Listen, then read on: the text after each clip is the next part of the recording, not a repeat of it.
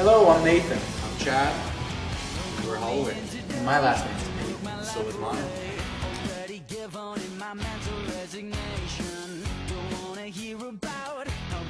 are indeed.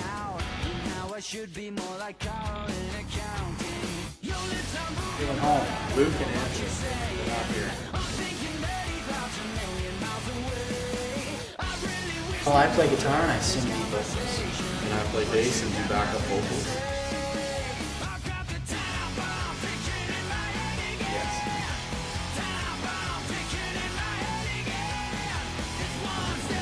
For me, it was more or less just a hobby, because I used to be big into skateboarding. When wintertime rolled around, I always looked for something to do. And snowboarding got pretty expensive, so I picked up a guitar and started making songs.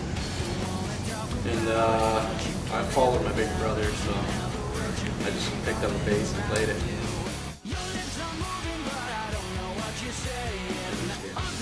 You stink. Then I got bigger and stronger.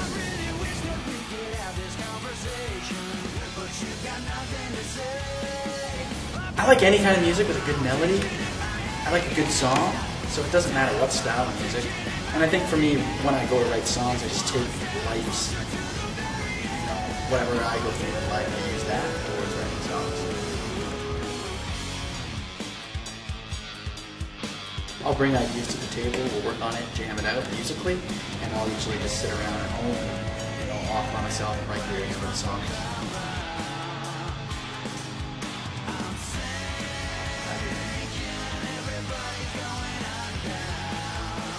It all starts with a song. You can't record anything if you don't have anything to record. So you get together and make sure that song's ready to be recorded. So sometimes you have to cut certain parts out, almost look at it as a radio edit. And we'll get to the room and we do it in layers. We start with drums. Well, even before that, we start by getting a tempo, like the beat of the song and the tempo of the song. It's easy. We start with drums. We move on to bass. We do some lead guitars. Then we go to vocals. And then we add everything else in, whether it be tambourine, shakers, synth in the background, things like that. And we just do a quick mix on our own, just to make sure we have everything. And when we do, we'll send it away to be mixed. And then when we hear it back and we approve, it's got to be sent away somewhere else to be mastered.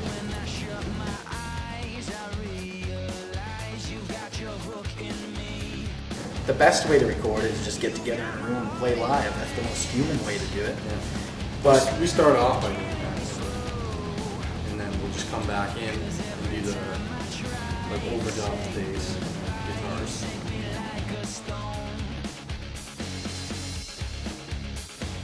Yeah, actually, for this latest record we did, we pretty well took it on the whole record with another producer, Daryl and Rom, and we just traveled from room to room and different studio to different studio recording also. So we do definitely our hands on with it. we'll record demos on our own long before we go into the record for real, just to make sure we like the song, feeling it, and then we'll take it to the stage and play it live and make sure it feels good live.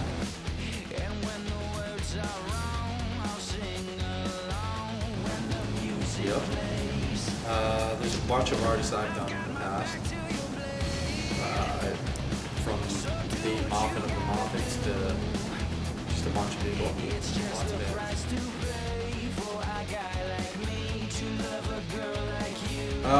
Trial and error, but mostly we were given an opportunity to be hands-on with it in the studio when we were younger, and our producer would leave the room and he'd kind of leave us in control to do our recording. I think he got sick of us being in there all the time, having to record us all day, every day. So he would be like, he gave up at one point and said, "I'm leaving.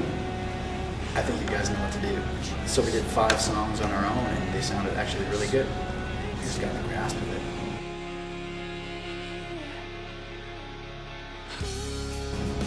Again, it's just things we've learned through other producers or other artists, I guess, along the years of doing this.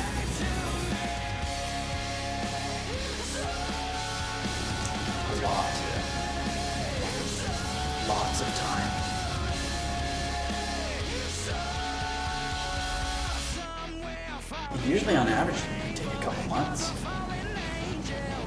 But this record, it took a while. It's just because we did a lot of traveling with it. We didn't do the whole record in one studio. That would cost way too much for us right now. So what we did was the big stuff, like drums, big guitars, and big bass, at Vespa, which is a big recording studio. And then we took it outside of the studio into some friends' basements. We set up portable studios. And that's where we really got to play around, and we didn't have to worry about the big money. Yeah. You know, when you have to worry about money in a studio, thinking like every hour you're paying, you know, up to $60, $100 an hour, it weighs on you heavily. So when you can get outside of that And not have to worry about money, you can focus on making better music.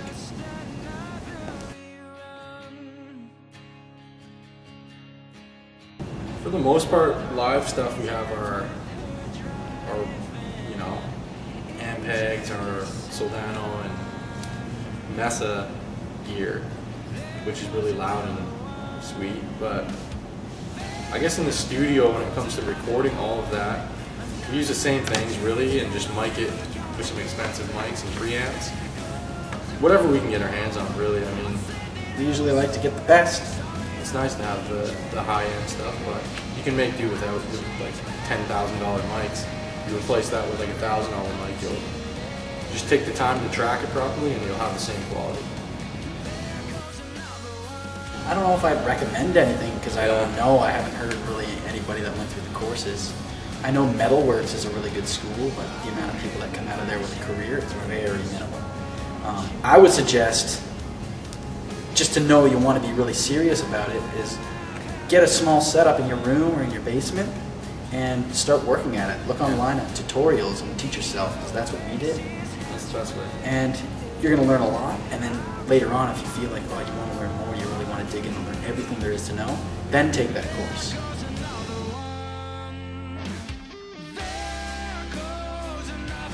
It all depends how deep they want to go into it. You can record a record in an hour if you wanted to, but it's just going to be one take live all the way through all your songs. Or you can spend up to $10,000, you know, and it'll take time on each song for about 10 songs. So if you have a budget, it doesn't matter what the budget, you'll be able to get something. It's up to you how good you want it to be.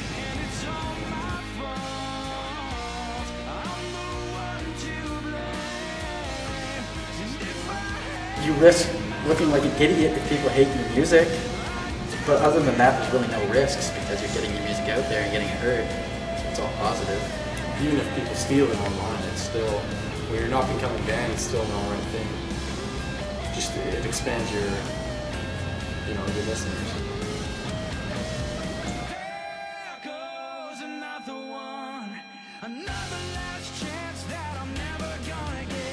Did you turn me in? No, I press the button. Okay, we're good. Alright. Do you idolize your big brother? I used to. Used to. Then I got bigger and stronger. Oh, so there's gonna be a battle. There's gonna be a battle after. No.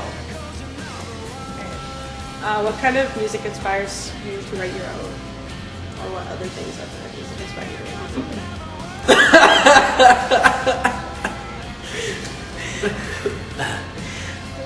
What kind of music inspires us? Do you the lyrical genius? I think I'm a lyrical genius.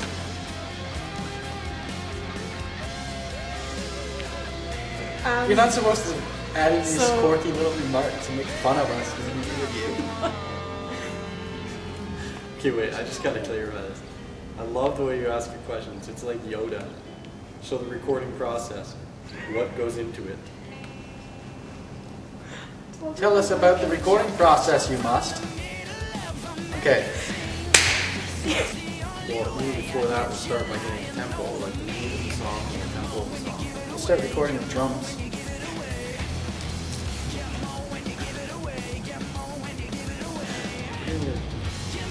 You gotta do the same thing. Is that a digital thing? You want it? Yeah, that's good. I can delete it. No, you don't, this is beautiful. Maybe get annoyed because you guys are fools. You're too good. You know how hard it is to keep your mind blown every day? It's tough.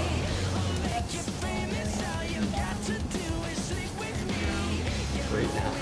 Hollywood, thank you very much for doing this interview with us today. It was a real pleasure. And we've never felt that we were in such professional hands. I'm going to give you a great recommendation.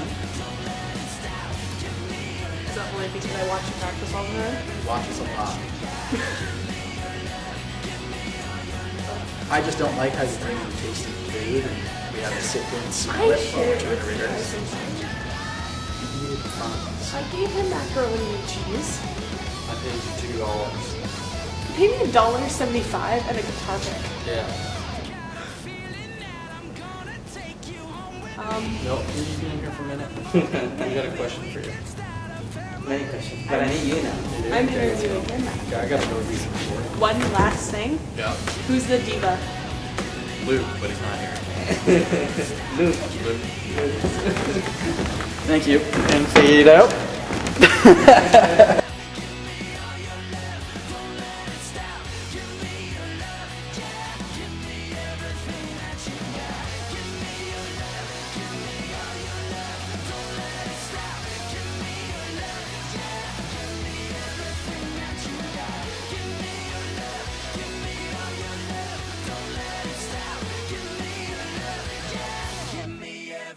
That you got.